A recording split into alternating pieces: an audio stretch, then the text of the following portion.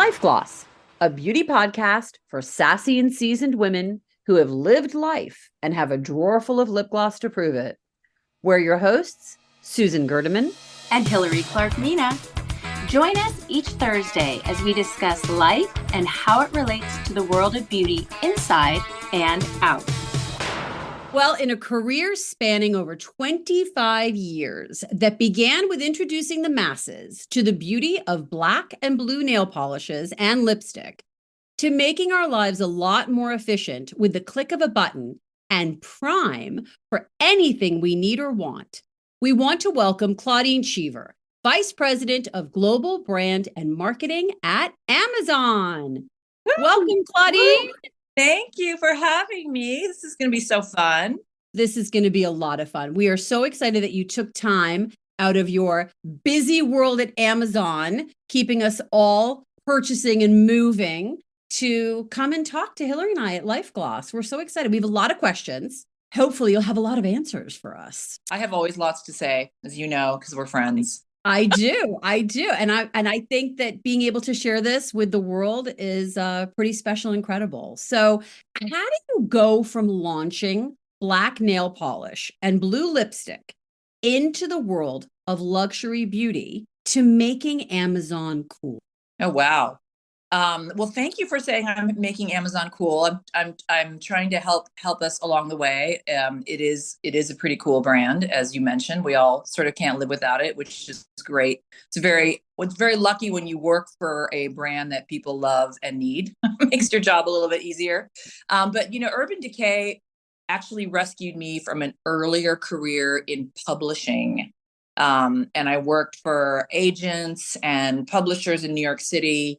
And, really thought, I want to be a book editor. I want to do literature. And I had done my graduate degree at UNC Chapel Hill. And I had this sort of very ivy covered vision. And the thing about books is they really take a long effing time. And I got really needed things to move faster. And so I started moving into marketing.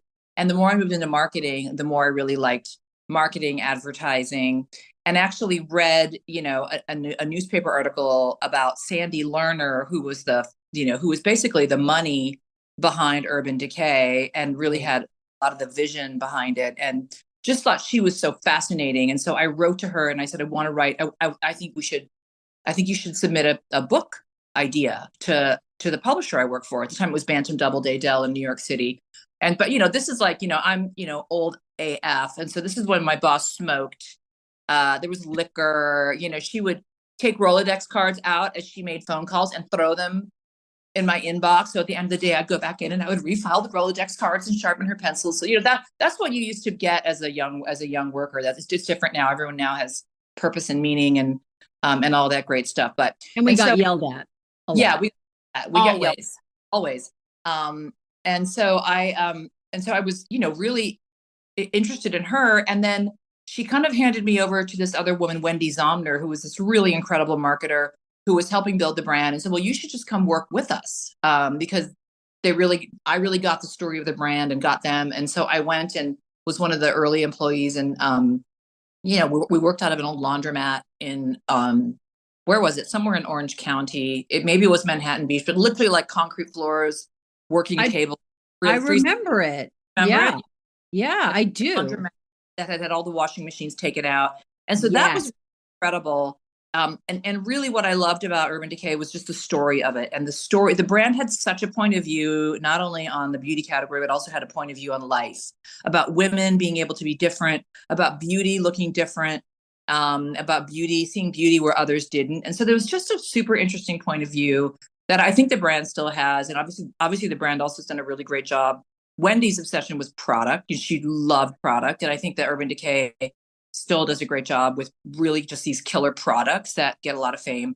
And so I really loved this idea of creative strategy. And so I kind of went into advertising, and because I wanted to do more than that. I wanted to work on different things. I kind of always had a little bit of this desire for variety and interest. So I went into advertising, went into sort of the marketing side, and then started working on fragrance brand, everything from fragrance brands to entertainment to financial services. So it was a little bit of everything. And then kind of from there, went over to Amazon and sort of at Amazon, it's been, the interesting about Amazon is, again, that variety is there. We have everything from, brands like Drunk Elephant and that Laneige lip sleeping mask all the way to washing machine. And you can get both of those things delivered fast and free with your Prime membership, as you mentioned earlier. So I feel like now I'm in this incredible place where I do have this brand that's really part of people's lives. But of course, for us, fashion and beauty are super important because Amazon is everything you need, but we don't always get credit for the things that you love. And we actually have the things that you love. And that is the fashion and beauty. And beauty is something that we all love. We need it, but we need it because it feels an emotional need in our lives. A washing machine's great, but you're never going to love it. And maybe you will if you're in New York. Actually, I think when you got your first washer and dryer in your New York apartment, you did make out with it, Susan, didn't you? I think I did make out with it. Yeah, I literally did. Yeah, at least Yeah. laid on top of it for a long time. For a long time. So if you're a New Yorker, you might love your washer and dryer the first get one. But for most of us, most people, it's like whatever. Toilet paper. I'll never buy toilet paper at the store again. I get it delivered unsubscribed. It's save dog food. But the fact that I might be able to get a Charlotte Tilbury lipstick on Amazon. Those are the things I love. Those are the things that really make me happy. So I feel like my career's kind of taken this pretty interesting. Always had the beauty, always had that emotional connection to those kinds of products and brands. Have sort of been this continuous thread. So, Claudine, that's something that is so incredible that has happened with Amazon. And I compare it almost to in the early days going on HSN or going on QVC was like, oh no, it was so lowbrow and so low market for brands. Now it's the norm. The same at the very beginning was true with Amazon. Brands were wondering, gosh, do I have a place there? Will it lower my market value, my perceived consumer value? But now we're seeing luxury on Amazon and people trust Amazon. Like they'll see a Meta ad and they'll go buy on Amazon. So I think marketing departments everywhere are scrambling with those data sets. They put, money into one digital vehicle and see the ROI somewhere else. But that's something you've built. You've changed the way we shop for beauty. And that's a big deal. What do you see happening in luxury? Yeah, well, just, on the Amazon thing, honestly, a lot of that is I have to give credit to the product teams and the fraud teams. And because we do have trust, when I order a Sunday Riley product from Amazon, I have absolute trust it will be real and legit, right? And so I really think some of these anti-fraud teams and just the way they've built that trust up, so much credit goes to them. And then also just the people running the beauty store and how they're getting brands in, also doing a great job. But, in terms of luxury, I do think luxury, there's always gonna be this really high end stuff, but one of the things I love about the beauty category and kind of why I'm always drawn to it is something that I'm sure you guys are familiar with, the lipstick effect, which is even in the worst recessions, even when, we're all feeling like we're broke, we can't spend any money, you will spend $30, $50 on a great lipstick because it really makes you feel great. It's sort of this metonymy for happiness and joy and fulfillment. And so the lipstick effect, I think, is a really great metaphor for luxury and luxury beauty where, you can afford, more and more people can afford to buy a piece of that dream and a piece of the dream, but also a piece of the quality and what it's really like. And I mean, once you've had the $50 lipstick, it's like pretty hard to go back because it's really great and it's a really great experience. But I think that's one of the interesting things that's happening to luxury is, and I think it's why luxury brands want to have a skincare, want to have color because it allows them sunglasses. I mean, it used to be all like the sunglasses. I remember when I was young, the Gucci, remember the Gucci sunglasses, like the big round ones? And they were Still like, have them. yeah, and they Still were like, have them. they were like $80. I mean, now sunglasses are $100. But I felt so special because I had my Gucci sunglasses and I couldn't afford anything else from Gucci, but damn it, I had those sunglasses. I think that luxury, also beauty and color and things like that are because even the bags now are thousands of dollars. I was recently at a conference in London called the Business of Fashion. And I was like, okay, I need to buy a new, like really expensive bag. And I bought this beautiful Acme bag. It was $2,000. And when I went to the conference, someone said, oh, I love that bag. So reasonably priced. And I was like, what the fuck? Like, I'm sorry, this for me, $2,000, kids in high school and one going to college. That is a lot of money. But now $2,000, I guess that's reasonably priced. I guess that's cheap for a purse. That's entry. We've moved into a whole new realm, Insane. And it absolutely is insane. And I think, you touched upon so many great things in luxury and what's happening in luxury and how we, from the lipstick effect to everybody can own a piece of Chanel, you just grab a Glossimer and you're in the tribe, right? Yeah. And I think that's, that's such a great point. But, if we think about beauty as both mass and class, and we talk a lot about that on Life Gloss, mass and class and the pros and the cons and whatnot. We can sing the accolades all day of luxury, but where do you think the needs are actually missing in the beauty industry for women over 40? Is there something specific that you're seeing that these companies are not getting? Or maybe some of your Amazon customers are reaching out and saying, hey, what about us? Or, what are some things that we might need as mature women? What advice would you give to some of your vendors? Like, where are they missing the boat? Right. You have the microphone. Yeah. Yeah, no, totally. And I don't know. I can't speak for Amazon customers on this because I'm not sitting on the front lines of those communications. But I will say, for me personally, I feel a couple things. I feel like there's a certain point where the industry is telling me that I have to go to war with my skin. Like, I feel like when you're a teenager, my daughter for a while was using those little, it's like your or was zits, and then at some point, someone starts telling you that you're now an anti-aging. And you're now at war with your skin. You're now working against things that are happening organically and naturally. And so you develop this really weird, the industry, I think, is telling me that I have to have this adversarial relationship with my skin and everything is fighting redness or against this or against that. And so there's this whole language and taxonomy that I personally find really oppressive.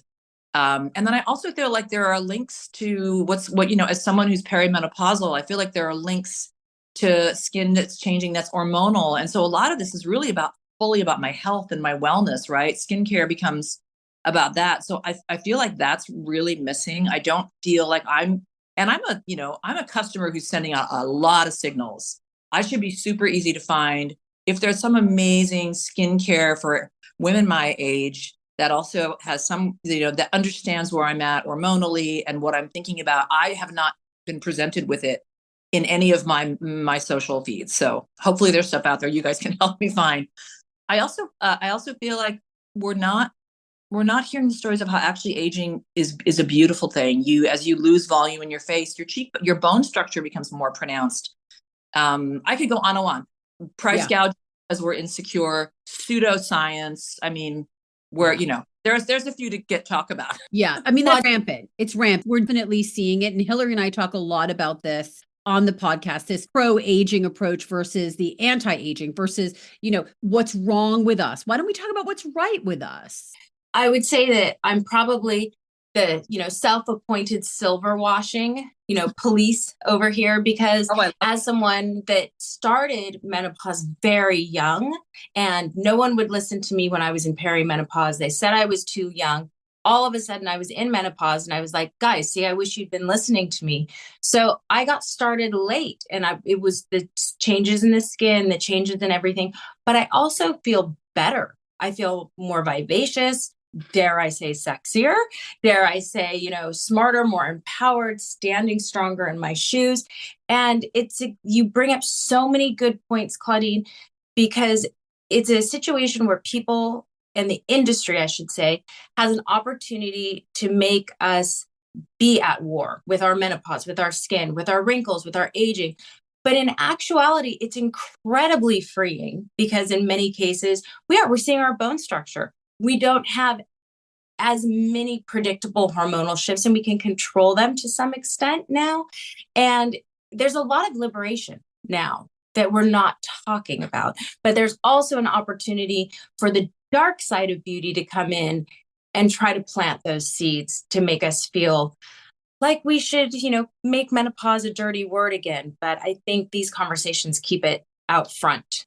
I agree with that. And I definitely have seen the menopause conversations getting really out there. And that's been awesome, and even just these terms like perimenopause. And then the idea of hormones is really less about skincare, but like more about your bone density, right? Which honestly, I'd much rather have bad skin and great bones, any day of the It's 100%. true. And you bring up a good point. And maybe we should focus more on that, Susan, is focusing more on some of the ingredients that we're seeing in skincare that is positioned for menopause. We see, we see stripes, we see womanness. There are some brands that are emerging specifically for that category. I think we can dig into what's different and why they might be better.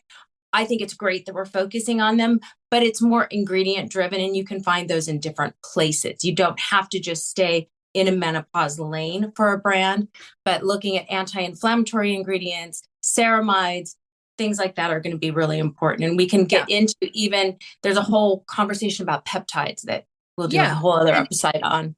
Yeah, it's not just the marketing, because I think we all get swept up in that. If something says anti-aging or pro-aging, like what's the marketing say? It's the same thing in the wellness community. And as a health coach, I can tell you this, don't read the front of any package. Flip it over and read your ingredients. That's where you're going to find what you're putting in your body. It's the same thing with skincare. It's the same thing with makeup. Flip the box over, look at what's in that skincare.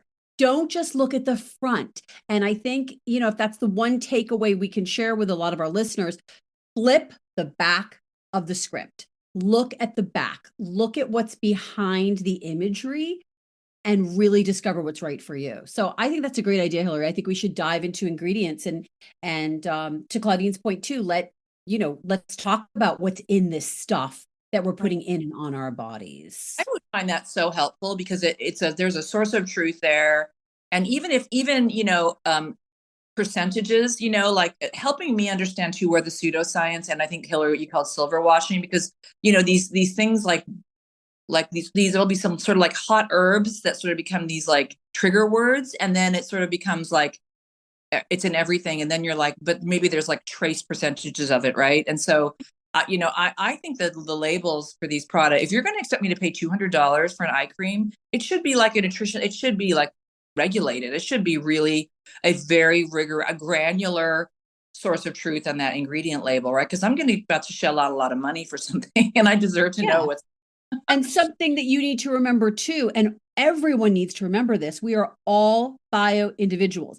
Everyone's aging journey, everyone's menopause journey is completely different. No two are the same. So putting all of us in a box, like, to what Hillary said earlier with, she started her menopause earlier. I started mine later. It's like everybody comes to it. God willing, we all get there at a certain point and at a different point, but your needs are different. And how menopause affects you, how it affects not just your skin, but your body, your internal organs. Hell, menopause can even affect your cholesterol levels. And that has nothing to do with diet or food. It can affect driving at night. Hillary and I had a great conversation earlier today about driving at night and how that is actually related to menopause and how it becomes this huge issue that you can't, all of a sudden you have to pull over because you can't see at night. It's really, really, really fascinating. And we're going to have a lot more to talk about that in the future. But I know Hillary had another great question for you, Claudine, in regards to your journey and your career. Yes. Before we get there, we're definitely going to do an episode on how to read the labels. We're going to talk a little bit about the FDA has changed regulations in skincare and color packaging. It means some big changes in beauty. You will be seeing some changes on labels. So thank you, Claudine. We're going to do an episode on that. So great. Let's see here. What changes, Claudine, in the beauty industry do you predict will be seen in the year ahead? And how does the digital platform play into that? A little bit into, discovery is happening in digital so much more, particularly on Amazon too. Yeah. Well, I think, obviously the creators and influencers, and seeing, when we first started seeing them, they were all young, they were all like, and now I just love, there's just incredible diversity. And so, I've seen some great, influencers, who are, showing you how to have like vintage, have a vintage look and vintage beauty products. And so there's just, I think this great diversity. So I think there's this whole creator economy that will help us discover these products. And of course, they all have storefronts. We have an incredible community of creators that we work with on Amazon who will have a storefront on our store. So you can go from their post, you can shop. Increasingly, I think you're going to see the social platforms allowing you to shop in without leaving the feed. So you don't even need to leave the podcast or leave whatever. You don't have to go deep link back to Amazon, but you'll be able to shop more in the feed, which I think people want. So I think all of that is super exciting. And the creators just bringing their own personal recommendation and their own diversity. So I think that's really exciting. And I think, and another thing, that more organic and sustainable products, and I think some of the products that I love right now, like Ursa Major, it's like they're almost like, if you go to the beauty aisle at Erewhon, I was in LA recently doing store visits, and of course I was like, I have to go get that $20 smoothie that everyone's talking. It's the Hailey Bieber or the Olivia Rodrigo or whatever. So Did you like it? I loved Yeah, what'd it. you think? We got bagel. It well, actually tasted like a shake. I got to be honestly, it was a little sweet. Because it is. It is, but we got bagels and smoothies and a coffee, and it was $150. So that was fun. That was fun. That was fun. But just the beauty aisle in Erewhon, and the brands, I was like, oh my God, these are all like in like sort of a health, like obviously not a health store, very luxury, but they're this overlay between the health sustainability, and the sustainability part's real, right? Like, what is the full footprint of the packaging and everything, and then the wellness. And so I think you're going to see more of that happening. And I think those will be the luxury brands. Like when I think of, old timey luxury like Darphin or something, like, I don't think of that probably as, any of that package is very sustainable. I'm not sure if those ingredients are sustainable, so I think you're going to move much more into these Erewhon type brands. I also think you're going to see, again, I think we've been talking about the single amazing product because of creators and also because of brands, like the Ursa Major Golden Hour Cream. And you can tell that's one I love. I don't ever need to buy, like, that's simplifying my medicine cabinet. My dressing table is getting simpler. I probably have fewer things. And I probably have I used to do a little bit of stockpiling where I would kind of, I'll try this. I'm getting much more on like the things that I know I like. And so I think you're going to see killer product and these brands and businesses having to sustain themselves, not with a skincare line, a body line, a this line, that business model. I don't know if I'm going to want to shop across all of those SKUs or those. I might want just this thing. So I think the business model for beauty is going to have to be more a narrower range, a narrower portfolio. That's just the way I personally shop. And then I think, I love the trend of international brands. And I think, the K-pop beauty, some of that was just packaging and it wasn't really great product. But I think Europe has been way ahead of us in sun care, a sunblock that's actually skincare. We're just finally figuring it out in the US that like sunblock doesn't have to be this thing that you goop on your face and it looks like, it actually can be an amazing skincare product that you love. And so I think that is definitely a trend in beauty. And I think just talking like what you guys are doing, asking your friends, sharing openly, what did you have done? Did you have work done? Like, you look great. Like, oh yeah, I did whatever, Morpheus, or I know Susan has turned me on to all kinds of amazing laser products for skincare. Like, there's no shame in that game, right? Like, this is all about sharing with your friends. And I think fewer women are going to go under the knife as they age, because I think there's so many other options that you don't need to do that, right? Nobody needs to look weird and not have an earlobe, so other things that you can do. Absolutely. And, we want to look like ourselves, just better. And like I say, the best compliment I can get is when someone says, wow, you look like you just had a nap. Like, that's like the Totally. best, like, I just want to look fresh. I don't want to look younger. I want to look better. It's that simple. So in talking about, some of the brands that, we feel maybe aren't doing a great job, let's maybe talk about, you talked about Ursa Major. You're really liking that product. Are there any other brands you're personally using right now that you want to share that you really like? We'd love to hear, or a company you think that's doing a really good job addressing our needs. Yeah, well, I got to tell you, I also love the Elia color, and that was my daughter started using that first, like the little cheek sticks and the lip color, and also the tinted sunscreen. I really love those products. I like the packaging; it sort of suits my aesthetic as an older woman. I like the simplicity of it, so I really like that. I also really love my Susan, who turned me on to my cosmetic dermatologist. My sort of medical cosmetic, gave me some samples of this Elta sunscreen, a tinted sunscreen. Elta is one of those like really medical brands, ugly packaging. Terrible. This tinted sunscreen is incredible. I love it. And so I buy that and I'm really into that. I've been the Dr. Hauschka girl forever. I think the Dr. Hauschka Rose Day Cream is insane. If I have red, irritated skin, I put that on. My son was getting some irritation. I use it on his skin. I think that's just an incredible product. So, Claudine, what tips do you have for all of the Amazon creators and influencers with their own storefronts? We would be remiss not to ask while we have you. Yeah, well, that's such an incredible team that runs all of our creators, and I think the tips I would have for them are just to keep doing what they're doing, like really their brands and who they are. Our customers want to get to know them and what they love, and so I just think for them to keep just recommending things, and then let us know what products that they're talking about. Like, are there things that we're missing? Are there opportunities? And obviously there's I'm far from the teams that are doing these negotiations to get brands on them, but I would imagine we're learning a lot from these creators of what's cool and what's coming out. And so again, and I think to your earlier point, Hillary, there's really we've really turned a corner in terms of just the brands that I would shop on Amazon. And because we have that great shipping and we have that reliability, I think it really is something that that women are really excited about. And again, if you're a Prime member, free shipping is,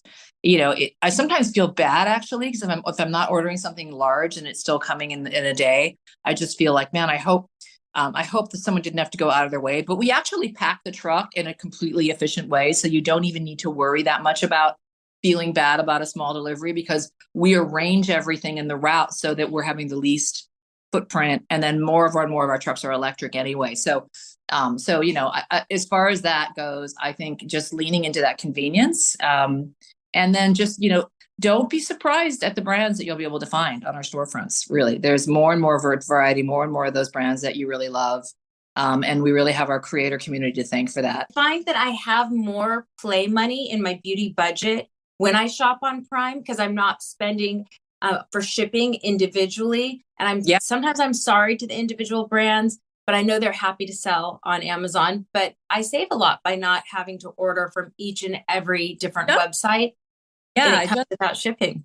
Yeah, and sometimes like those the FST, the free shipping threshold there, I just nerded out on you. It can be a little high. Like, I may not want to spend $100 someplace or whatever. I might just want to spend what I want to spend. So, Claudine, you've had this incredible career, and you've been on the forefront of really changing how the public consumes and how the public shops. But I also know you personally, and I know that one of your greatest achievements are your children. Oh. And I think and they are amazing children. And I think for our listeners, especially our listeners out there that do have daughters that are in the teens, and you and I both have daughters who have known each other since they were born, and are both now 17 years old, and they're out there living their lives and they are consuming.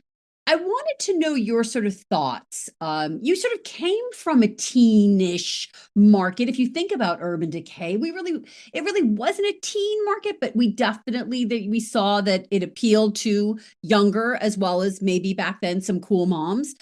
But what are your thoughts for the moms out there that are navigating the world of beauty, whether it's skincare or makeup, through the eyes of a teen? Like, how are you navigating this, not just as a professional, but as a mom? As a mom. Yeah, I know. I love this question. When I think back on my early beauty years, and then, there are pictures, way before digital. I think, oh my God, what a train wreck, just really didn't know what I was doing. Such unfortunate haircuts, clothing, all of it. And when I look at my daughter and I look at your daughter on Instagram, they are so beautiful and they're so natural. And oh my God, they are setting the trends now, and they're turning us on to product. And I just think my daughter loves makeup, but she's very thoughtful about how she uses it. She often doesn't wear any, but she likes a little bit of lip color. She does an incredible cat eye. She's learning, and she's getting all of her trips, all of her brands and ideas from influencers on social media, but really positive ones. And my daughter's also obsessed with sustainability. She's 6'2", and so she has a lot of trouble finding clothes that fit. So she bought a sewing machine, and she discovered how polluting the fashion industry was. It's the third most polluting industry in the world. And there's so much obsession around the carbon footprint. There's not a lot being enough said around the sort of lack of 360 responsibility for products and the pile of Banana Republic and Shein clothes in Ghana that are burning in chemical fires. So she's very obsessed with sustainability, and she will not buy new clothing unless it's from Reformation or something that she's thrifted. And so for her, the same applies to beauty. She does research and she wants to know about the brand. She wants to know about the packaging. And so they're all doing this great work. And honestly, I'm learning from her, and and then she still loves a good NARS dragon lady or dragon girl. Like we'll have shared we have hers and hers NARS dragon lady. Or is it dragon? Is it dragon girl? You know, that amazing red. Yes, the pencil dragon girl, which is such a good, true matte blue red. It's so great. I have it too. I think Hillary has it. It's such a good color. But I like how you have hers and hers. That's so cute. Oh yeah. You can't share beauty, but not beauty products. Right, exactly. And our daughters are so similar, because I know my daughter is the same as far as all she wants to do is go thrifting, and if you think back, Claude, that's what we were kind of doing too. So it's neat to see it all come full cycle. And I just think that watching them navigate the world of beauty, I know that for my daughter, it's all about skincare, because she really doesn't wear makeup, especially to school. But I think she views makeup similar to your daughter, in the sense that, but if they want to, they can, but it's a choice. It's play. It's fun. Whereas our generation, and I don't know, Hillary, if you agree with this too, our generation was more like, we just couldn't leave the house without a full face of makeup and our hair done and everything for school. And this new generation, I think, they do it on their terms. We did it on someone else's terms. Interesting, right? And it was about looking good for boys, and it was about looking a certain way. And yet you're absolutely right. With these girls, it's about play. It's about fun. And on the skincare thing, like they are so religious about sunblock and sunscreen at ages and skincare. I mean, these girls are not going to have all the problems that we have and all the like painful lasering off of brown spots I've had to endure. Like they are going to be really taking care of my daughter's never had, my son and my daughter they've never had a sunburn. And then my son, hair product now, and getting the redhead with like, now all the boys have the floppy hair, and he gets these cool vintage pomades that my husband's really into. So he's got this really neat, and when we were younger, it was about like they were doing Axe body spray or whatever, so it didn't stink. No, these dudes are like into like the hair product and their fashion, and you don't mix Nike and Adidas. It's totes adorbs. It's so cute. I love it. Yeah, boys too, which is adorable. They're so adorable, right? Our little dudes. It's so funny. When we were just traveling, the one thing in duty free that my son wanted to get was his Aqua de Parma deodorant. I mean, hello. Oh my God. It's a Gerdeman. He's so your son. He's so my son, but yeah, it's true. I love to see, the next generation coming up in beauty, I think is incredible. And you've got a lot of work ahead of you, Claudine, as far as, where do you go with Amazon? Like, how do you even make it more accessible to the women? I know that we are some of the major purchasers on Amazon, the women over 50. We're not just shopping for our households, but when I do an order, I'm shopping, I'm getting my Ziplocs, I'm getting my toilet paper, my Bounty paper towel, whatever, but I'm also tossing in like some beauty products and things like that. So I'm just so excited to see where you take Amazon to the next level, and really how we begin our next level of purchasing power. And what does it sort of mean to all of us? So you're doing a great job, and we all appreciate you. I just love when my doorbell rings, and I love when there's a package. And oh, great! I give you every day one comes. I'm sure you are a very good customer. I'm sure you both are. Thank you very much for your frequent purchase from Amazon. Yeah. Well, thank you so much for taking a little time from running an empire to spend time with us and chat with us. It's been great. And we'd love to reserve the time to maybe have you back sometime soon and check in again. I would love that. It'd be super fun. This was really great. And I've already learned a lot from you. And I'm so like waiting for that ingredient podcast. You better not let me down on that, Hillary. We're doing it. Promise. We're already thinking about it. We're writing the script in our head. Awesome. All right. Thanks. It was so good to meet you finally and to see you, my dear. Of I love course. Susan. Love you, Claude. To be Love you. continued. And stay glossy. All right. Stay glossy. Stay glossy. Meanwhile, find Life Gloss on Instagram and TikTok at lifeglasspodcast.com and on our website, lifegloss.com. You just might catch us live on TikTok. You never know. All right, everybody. Susan, stay glossy. Hillary, stay glossy.